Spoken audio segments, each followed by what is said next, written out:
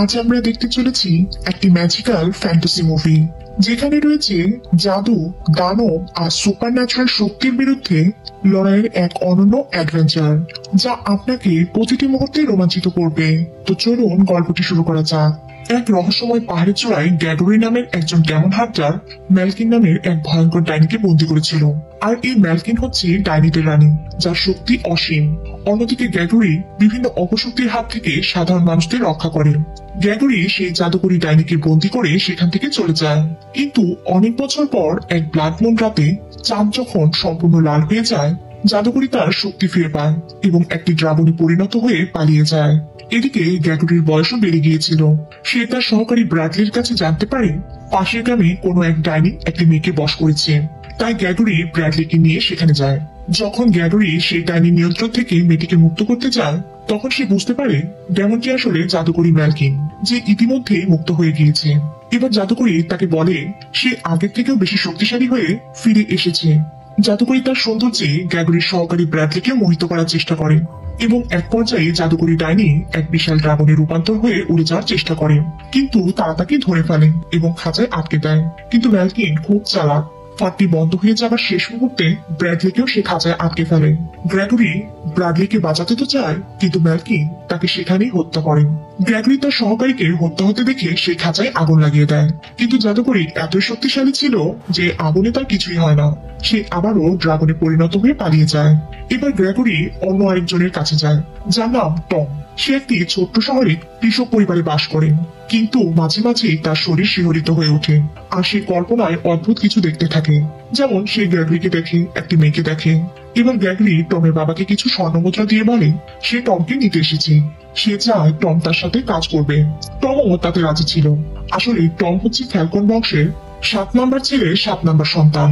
আর পৌরাণিক মতে 7 son of 7 সন্তের সূর্যের মতো কিছু অলৌকিক ক্ষমতা আছে। গ্যাগরি জানে কোনো এক গুরুত্বপূর্ণ কাজের জন্য টমের জন্ম হয়েছে, কিন্তু যাবার আগে টমের মা তাকে একটি লকেট দিয়ে বলে তুমি সবসময় এটি তোমার গলায় পরে থাকবে। গ্যাগরি টমকে তার সঙ্গে নিয়ে যায়। অন্যদিকে আমাদের ম্যালকিনকে দেখানো হয় অনেক বছর পর সে তার প্রাসাদে ফিরে এসেছে, কিন্তু প্রাসাদটির অবস্থা খুবই ভয়াবহ। প্রথমে তো সে তার বোন লিজিকে মুক্ত করে, যাকে গ্যাগরি সবার প্রথমে বন্দী করেছিল। সে তাকে আগের মতো সুন্দর বানিয়ে দেয়। এরপর সে তার ভুতুরে প্রাসাদটিকেও আগের মতো বানিয়ে ফেলে। এদিকে টম ও গ্যাগরি স্থানীয় একটি বাজারে ছিল। গ্যাগরি টমকে কিছু জিনিস আনতে পাঠালে সে একটি মেয়েকে দেখতে পায়, যাকে কিছু লোক ডাইনি হিসেবে অভিযুক্ত করে নিয়ে যাচ্ছিল। আসলে মেয়েটি ছিল টমের কল্পনায় দেখা সেই মেয়ে। তাই সে মেয়েটিকে তার সহকারী বলে পরিচয় দেয় এবং তাদের কাছ থেকে উদ্ধার করেন। এবার সে মেয়েটিকে তার নাম জিজ্ঞেস করলে মেয়েটি তাকে কিছুই বলে না। যাবার আগে মেয়েটি তার ব্যাপারে গ্রেগরিকে জানাতে নিষেধ করে। আসলে সেই মেয়েটির নাম অ্যালিস। সে জাদুকরী ম্যালকিনের বোন লিজির মেয়ে এবং ডাইনিদের গুপ্তচর হিসেবে কাজ করে। এদিকে গ্রেগরি এবং টম একটি ভয়ঙ্কর বনে প্রবেশ করে। এই বনে নানা ধরনের দুষ্ট আত্মা বাস করে। তারা টমকে ভয় দেখানোর চেষ্টা করে। এতে টম ভয় পেয়ে যায়, কিন্তু গ্রেগরি তাকে বলে এসব আত্মা কোনো ক্ষতি করবে না। হঠাৎই টমের মাথায় এক অদ্ভুত অনুভূতি শুরু হয় এবং সে অজ্ঞান হয়ে পড়ে। যখন তার জ্ঞান ফিরে পায়, তখন সে নিজেকে নৌকায় আবিষ্কার করে এবং সে অদ্ভুত দেখতে গ্রেগরির এক বন্ধুর টাস্কে দেখতে পায়। এরপর গ্রেগরি তাকে নিয়ে তার বাসায় আসে। তার বাসাটি যেন এক অদ্ভুত সংগ্রহশালা। সেখানে টম তার বন্ধুর একটি ছবি দেখে বুঝতে পারে গ্রেগরি আসলে সেই শেষ নায়ক, যার পেছনে অনেক রহস্য লুকিয়ে রয়েছে। এখানে সে গ্রেগরি টমকে বলে লাল চাঁদের আগমন আর মাত্র 1 সপ্তাহ দূরে। তবে যদি এভাবেই চলতে থাকে তাহলে জাদুকরী আরো বেশি শক্তিশালী হয়ে যাবে। তবে এখন সবচেয়ে বড় সমস্যা হলো প্যান্ডেল পর্বতের চূড়ায় থাকা ম্যালকিনের দুর্গে পৌঁছানো এবং তাকে থামানো, যাতে সে পুরো শহরকে ধ্বংস করে না ফেলে। রাতে যখন টম ঘুমাচ্ছিল তখন সে কিছু শব্দ শুনতে পায়। কৌতূহলবশত সে সেই শব্দকে অনুসরণ করতে শুরু করে এবং একটি ভুল দরজা খুলে ফেলে, যেখানে সে এক পুরাতন বর্মের ভেতর এক যোদ্ধাকে দেখে, যাকে ওই জাদুকরী পাঠিয়েছিল। এবার সেই যোদ্ধা তাকে আক্রমণ করতে শুরু করে। এক চূড়ান্ত মুহূর্তে সে তাকে মারতেই যাবে, তখন গ্রেগরি এসে তাকে বাঁচিয়ে নেয়। কিন্তু গ্রেগরি তার এমন আচরণে বেশ হতাশ হয়, কারণ সে লড়াই করতে পারেনি। তাই সে রেগে চলে যেতে নিলে টম তার দিকে একটি তলোয়ার ছুঁড়ে মারে। আর টমের এই চৌকস নিশানাবাজি দেখে গ্রেগরির ভালো লাগে। এবার সে টমকে প্রশিক্ষণ দিতে শুরু করে। সে তাকে লড়াইয়ের কৌশল, প্রয়োজনীয় উপকরণ এবং অন্যান্য গুরুত্বপূর্ণ তথ্য প্রদান করে। সে তাকে জাদুকরী ও তার অন্যান্য সঙ্গীদের ব্যাপারেও জানায়। যাদের কাছে ভিন্ন ভিন্ন রকমের সব ক্ষমতা আছে। প্রশিক্ষণ শেষে তারা ম্যালকিনের প্রাসাদ প্যান্ডেল মাউন্টেনের দিকে যাত্রা শুরু করেন। রাতে যখন তারা ঘুমাচ্ছিল তখন টম কিছু শব্দ শুনতে পেয়ে জেগে ওঠে। এরপর আমরা অ্যালিসকে দেখি, কিন্তু সে সময় সেখানে অ্যালিসের উপস্থিতি একদিকে যেমন রহস্যময় এবং অন্যদিকে আবেগপ্রবণ। তারা দুজনেই একে অপরের প্রতি আকর্ষণ অনুভব করেন, কিন্তু একটু পরেই এও বোঝা যায় তারা একে অপরের পক্ষে বিপজ্জনক। সে আসলে তাদের উপর নজর রাখছিল, কিন্তু সে টমের প্রতি এক অদ্ভুত আকর্ষণ অনুভব করতে শুরু করে। টমও একই জিনিস অনুভব করে অ্যালিসের জন্য। এদিকে অ্যালিস টমের কাছ থেকে তাদের পরিকল্পনার কথা জেনে নেয় এবং সেখান থেকে চলে যায়। পরদিন তারা পুনরায় যাত্রার উদ্দেশ্যে প্রস্তুতি নিতে থাকে। তখনই রাজার কিছু সৈন্য তাদের কাছে একটি বার্তা নিয়ে আসে। তারা সেই রাজ্যের আতিথেয়তা গ্রহণ করেন এবং রাজা তাদের জানান তারা একজন ডেমনকে ধরেছে যে নিজের রূপ পরিবর্তন করতে পারে। গ্যাগরি যখন তার সামনে যায় ডেমনটি তাকে চিনতে পারে এবং সে খাঁচা ভেঙে বেরিয়ে আসে। আর নিজের প্রকৃত রূপে ফিরে আসতেই ডেমন উর্ক গ্যাগরিকে আক্রমণ করতে শুরু করে। এক বিশাল লড়াইয়ের পর গ্যাগরি ডেমনকে খাঁচায় বন্দি করে টমকে নির্দেশ দেয় ডেমনকে হত্যা করতে, কিন্তু টম তা করতে পারে না। তাই গ্যাগরি নিজেই কাজটি সম্পন্ন করে। টমের উপর গ্যাগরি চরম বিরক্ত ছিল। সে টমকে বলে, তুমি আমার সহকারী হয়েও যদি এক ডেমনকে মারতে না পারো তবে তুমি ডেমন রানী ম্যালকিনকে কিভাবে মারবে? এই বলে সে টমকে রেখে সেখান থেকে চলে যায়। এদিকে ম্যালকিনের ফিরে আসার খবরে তার সাথীরা ম্যালকিনের প্রাসাদে ফিরে আসতে শুরু করে। ম্যালকিন বুঝতে পারে একমাত্র উর্ক ব্যতীত সবাই তার প্রাসাদে ফিরে এসেছে। এদিকে টমকে একা দেখে অ্যালিস তার কাছে আসে। সে তার সাথে কথা বলতে শুরু করে। সে বুঝে যায় উর্ককে আজ রাতেই তারা হত্যা করেছে। আর অ্যালিস কোনোভাবে চাইছিল না যে টম কোনো বিপদে পড়ুক, কারণ টমের প্রতি তার অদ্ভুত আকর্ষণ এখন ভালোবাসায় রূপান্তর হতে শুরু করেছে। টমও তার অনুভূতিতে সাড়া দেয়। তারা একে অপরকে ভালোবাসতে শুরু করে। রাতে টম আবারও দুঃস্বপ্ন দেখে, যেখানে জাদুকরী গ্যাগরিকে হত্যা করে পৃথিবীকে ধ্বংস করতে শুরু করে। টম জেগে ওঠে।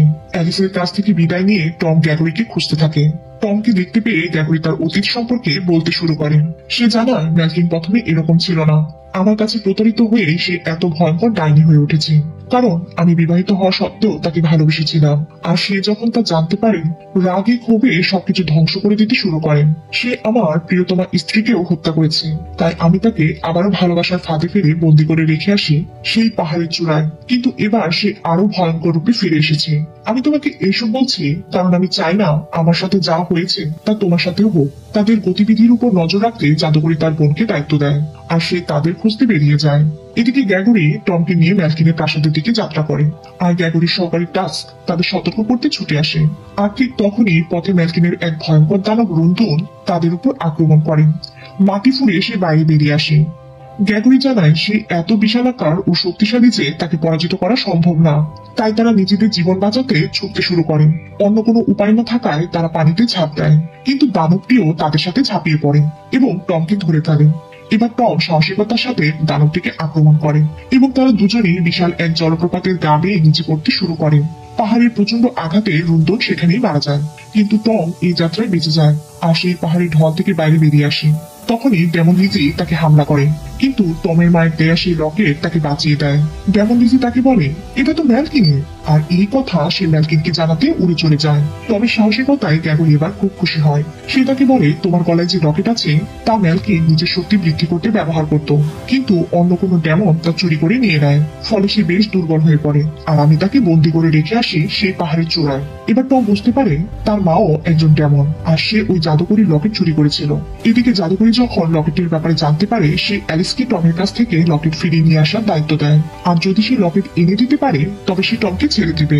এবার জাদুকরী তার মন্ত্রগত শক্তি দিয়ে একে একে তার সৈন্যদের আরো বিধ্বংসী করে তোলে। সে তাদের শহরে আক্রমণ করতে পাঠিয়ে দেয়। ম্যালকিনের সব সৈন্যরা তাদের ভয়ঙ্কর সব শক্তি নিয়ে সাধারণ মানুষের উপর আছড়ে পড়ে। তাদের অদ্ভুত চেহারা ও অদ্ভুত ক্ষিপ্রতার সামনে অসহায় হয়ে সবাই পালাতে শুরু করে। শহরে ঘুরতে আসা সাধারণ মানুষের সাথেও টমের মাও তার পরিবার নিয়ে পালাতে শুরু করে, কিন্তু হঠাৎই সে তার মন পরিবর্তন করে। সে তার ডাইনি শক্তি জাগিয়ে তোলে এবং জাদুকরীর এক সেনাকে শেষ করে দেয়। ম্যালকিন টমের মাকে চিনে ফেলে। বহু বছর আগে সে তার লকেট চুরি করে পালিয়ে গিয়েছিল। জাদুকরী তাকে শেষ করে দেয় এবং পুরো শহর তারা জ্বালিয়ে দেয়। দুর্গম সেই পাহাড়ের চূড়ায় অ্যালিস টমের সাথে দেখা করতে আসে, কিন্তু পালানোর আগে গ্যাগরি তাকে ধরে ফেলে এবং মারতে উদ্যত হলে টম তাকে বাধা দিয়ে অ্যালিসকে মুক্ত করে দেয়। এরপর গ্যাগরি তাকে বুঝিয়ে দেয় সে আসলে তাকে দেখতে নয়, তার মায়ের দেয়া লকেট নিতে এসেছিল। টম তার ভুল বুঝতে পারে। অ্যালিসকে খুঁজতে টম বনের গভীরে চলে আসে। এবার জাদুকরী সেনারা তাদের সবার উপর আক্রমণ করে। তারা তাদের প্রতিহত করতে করতে একেবারে খাদের কিনারায় চলে আসে। তারা কৌশল করে গ্যাগরির সহকারী টাস্ক ও টমকে খাদে ফেলে দেয়। সূর্য পাহাড়ের খাদ পেয়ে টম ও গ্যাগরির ম্যাজিক্যাল স্ট্রিক নিচে পড়ে থাকে, আর গ্যাগরিকে বন্দি করে তারা প্রাসাদে নিয়ে যায়। এদিকে টম সূর্য পাহাড়ের খাঁচে আটকে যায়। সে তার মাকে স্বপ্নে দেখে, আর ঠিক তখনই যেন তার মায়ের স্পর্শে সে যেন জেগে ওঠে। তার মা তাকে জানায়, আমি ম্যালকিনকে থামাতে চেয়েছিলাম কিন্তু পারিনি, তবে তুমি পারবে, কারণ তুমি শুধু সেভেন্থ সনি না, তুমি একজন শক্তিশালী ডেমনেরও সন্তান। তুমি সেই ভাগ্যবান পুত্র যার ক্ষমতা অসীম। এই বলে তার মায়ের আত্মা সেখান থেকে প্রস্থান করে। সে গ্যাগরির ম্যাজিক্যাল স্টিক ব্যবহার করে টাস্কে খাদ থেকে তুলে নেয়। জাদুকরি তার লকেট পেয়ে আরো শক্তিশালী হয়ে যায়। লকেটের সহায়তায় সে গ্যাগরিকে তার শক্তি দিয়ে সম্মোহিত করে ফেলে।